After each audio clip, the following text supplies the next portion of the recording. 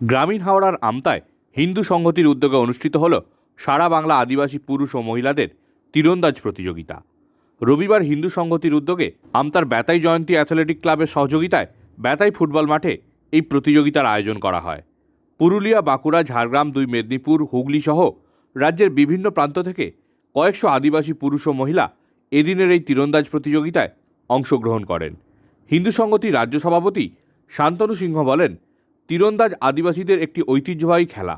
অন্যদিকে আত্মরক্ষার ক্ষেত্রেও তীরন্দাজের গুরুত্ব অপরিসীম। তিনি আরও বলেন, যে কোনো ধরনের আক্রমণ ঠেকাতেও সহযোগিতা করবে এই তীরন্দাজ। খেলাটি অংশগ্রহণ করে অনেকটা খুব ভালো লাগছে। আমাদের যতগুলো শিকারী এসেছে এই খেলা অংশগ্রহণ করছে, সবারই ভালো লাগছে, আমারও ভালো লাগছে। আমরা অনেক দূর থেকে এসেছি, রামেশ্বরপুর, পান্ডা, হুগলি থেকে, এখান থেকে আমাদের বাঁকুড়া থেকেও এসছে, মেদিনীপুর থেকে এসছে, কেউ আরামবাগ, কেউ কামারপুকুর, কেউ দশগড়া, কেউ তারকেশ্বর, সব আমরা এখানে মিলিত হয়েছি। বা আমরা খেলতেও যাই, একসঙ্গে মিলিত হয়ে খেলি, খুব ভালো লাগে। বা বড় বড় প্রাইজ দিলে সেই খেলাটাকে আমরা অংশগ্রহণ করি।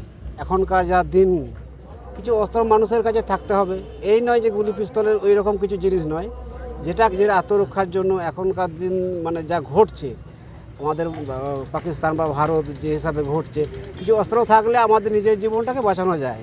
বার্তা পরিষ্কার। একটা হচ্ছে আদিবাসীদের যে ট্র্যাডিশনাল খেলা, যেটা ওদের ওতপ্রোতভাবে ওদের জীবনের সাথে, ওদের কালচারের সাথে ওতপ্রোতভাবে জড়িত, সেটা বেঁচে থাকুক। এবং সাথে সাথে এটা আমাদের বেঁচে থাকার একটা হাতিয়ার। যদি আমাদের উপর আক্রমণ হয়, হিন্দুদের উপর আক্রমণ হয়, অন্তত ওই সময়ে তীরধনুগুলো কাজে লাগানো যাবে। এটা আমাদের বার্তা।